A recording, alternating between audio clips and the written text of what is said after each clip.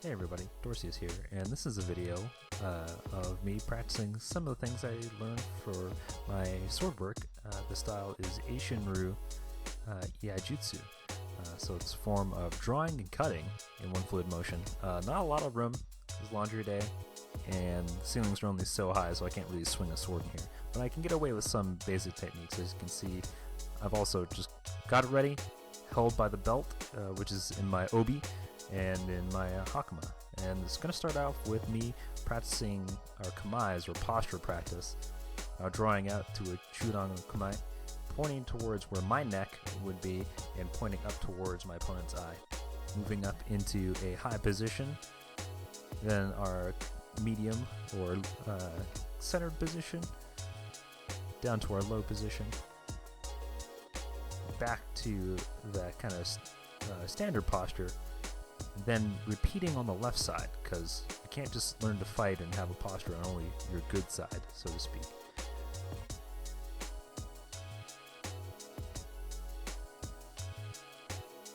Then repeating again, so the jodan down to haso, to waki no kamai, to geran no kamai, then back up to chudan no kamai.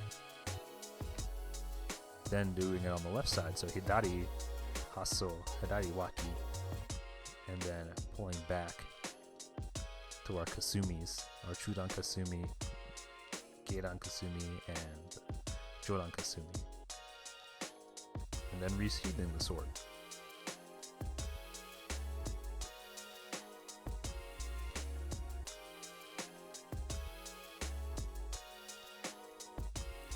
And you know, I gotta shake it out. Like, it's one thing to like do this on your own and feel the tenseness, but then like I realized I was doing it in front of a camera. Gotta shake it out a little bit.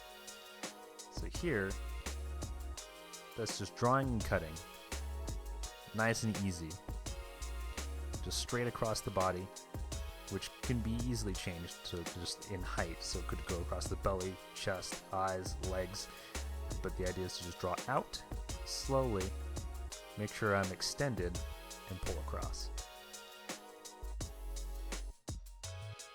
And the saying that goes is smooth, slow is smooth, smooth is fast.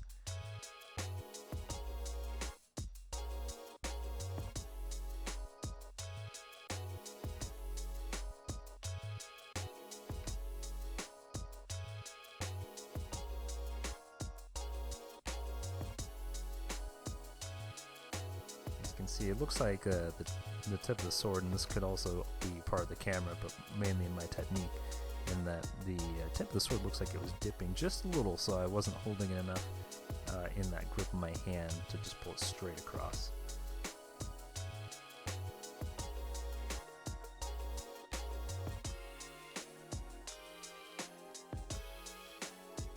As we get closer here, showing that there's a difference between, you shouldn't be drawing to pull that way. When you're actually drawing a sword out, it's more of a push and pull, pulling the saya or the scabbard back while your hand glides the rest of the sword forward out of the scabbard, using emphasis on hands and pinky to wrap around all the way. And it's more of like the feeling of wringing a towel in your hands to get that snapping motion you're seeing there. So the idea being, as you let it glide and push out, then you can let it snap into your hand as you have the saya and the blade turned. And that kind of feeling, the snapping and drawing out motion, works for every single draw, which is actually really cool.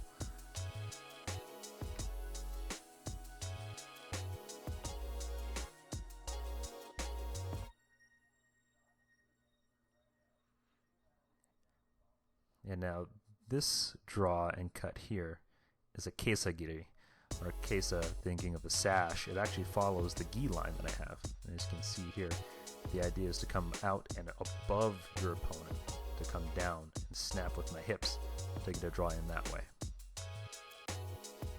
And then from that position, it's just easily shifting myself to the blade to assume a position where I can then move to another technique or another attack. As you can see, it Slides out, comes up, and then just comes right down.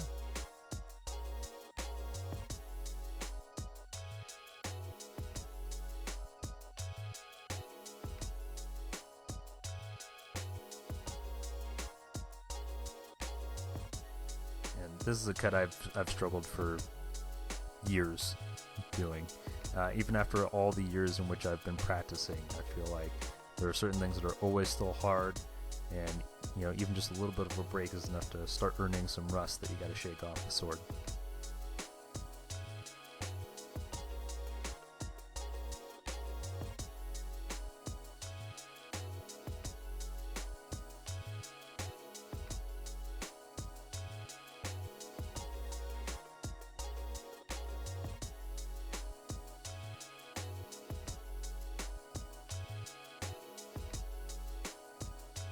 And this one was, I think, one of my favorite looking draws, but also one of the most difficult by far. The idea is to let the sword come out, and you'll see it as I do it again here, and let the sword draw out where the hip bone would be to cut up above that, which you got to turn your wrist quite far to make sure you're getting that turn. You're basically reversing the whole scabbard in your hand to then pull upward.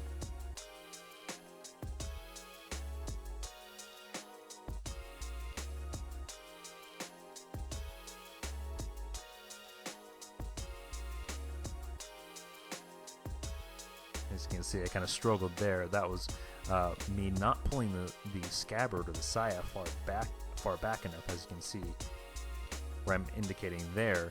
If it's too far forward, I can't draw the sword far enough forward. My arms aren't long enough to do that, so it's a combination of pulling the saya back as well as drawing the sword forward long enough to get a release from the sword to complete the arc of the swing.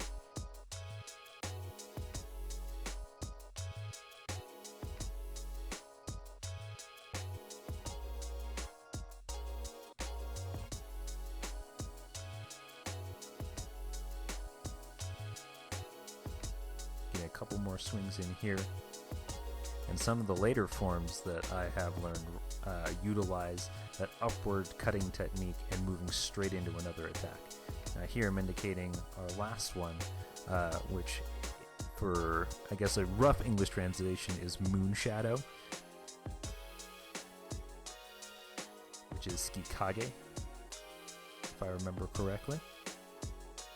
And the idea is to be cutting upwards at an angle, which could attack an opponent's arms or at their eyes.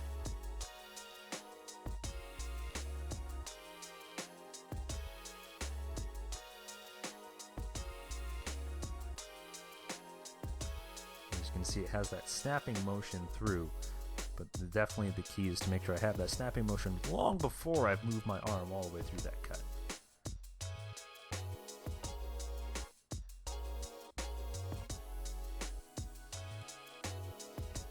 I believe that's about as much practice as I was able to get, because I wasn't able to really get more room. So thank you all for watching, and we'll do this again soon.